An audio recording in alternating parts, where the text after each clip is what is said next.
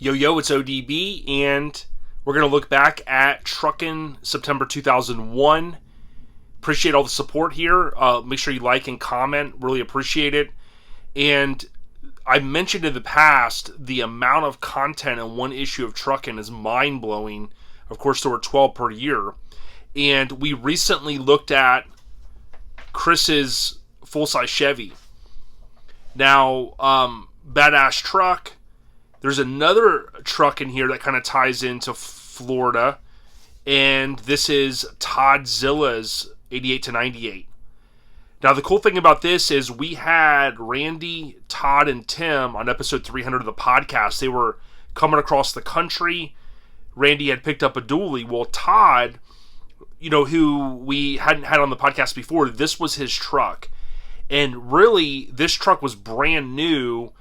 It was green. It changed hands. He had it. Matt Torgerson basically body dropped it, laid this thing out. Courtney shot it circa 99, 2000. I think 99 or 98. It was a while back. And if you remember, Todd, if you listen to episode 300, he kind of mentioned how he didn't think it was even going to come out because it just had been so long. It was pretty cool that it did make an appearance in the magazine. A very cool feature. Courtney Halowell, rest in peace, shot it, and Jeremy Cook did the write-up. Now, it does say by the Truckin' staff, because at that time, you remember in 2001, Courtney had already went over to street trucks. So August 99, street trucks had started, and kind of the rest is history. But Matt Torgerson, shout out to Matt. He had the shop in Orlando. He body dropped my truck originally, and 30 to 40, maybe up to upwards of 50 trucks. I'd say at least 30 that he body dropped, including this one that was a brand new truck that was laid out. And again, it did switch up a little bit. Really, by today's standards, and just a killer full size. The other interesting thing is it changed hands. We saw it at Nopi 99 2000 with the same look. A couple things I think changed. PlayStation controller in it for the air suspension.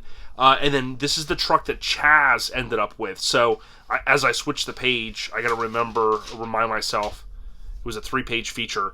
Now, Chaz ended up with this truck. It ended up being red. When we had Chaz on from NC, we talked all about it. Really had an epic run. Many of us loved it in yellow, but man, in red, it was fire. And then, of course, it changed again. And that ended up being the cover. And when we had Chaz on, we talked about it. There's that rear 3/4 shot. And I am using the light, so shout out to everybody that said, hey, bring the light back. Or use a light. I hopefully plan to do that going forward. It was interesting because it was kind of like the bathtub almost, right? The way they did. You really didn't see a lot of trucks in that time. It may have been Anthony that did all that. I can't remember, but basically you have the angled sheet metal there to kind of made it a bathtub, if you will. Super clean front bumper, just the chrome. I ended up acquiring one of those for my Bourbon and really loved it. Mine had the holes in it that were covered. You got the super clean billet steering wheel there, super clean interior with some billet pieces, and then again that rear 3/4 shot. So. Shout out to Tim and Todd, two brothers, obviously longtime mini truckers. These guys have been involved in the scene a long time, original NC Florida members, and it was cool to have them both on, including Randy, episode 300 of the podcast where they were gallivanting across the country.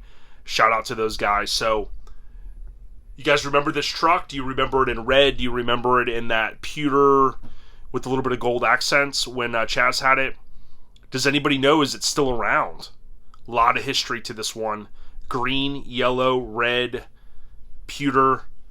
Crazy, crazy, crazy history.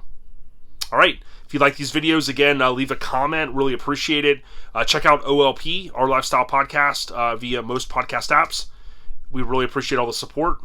We at ya. Peace.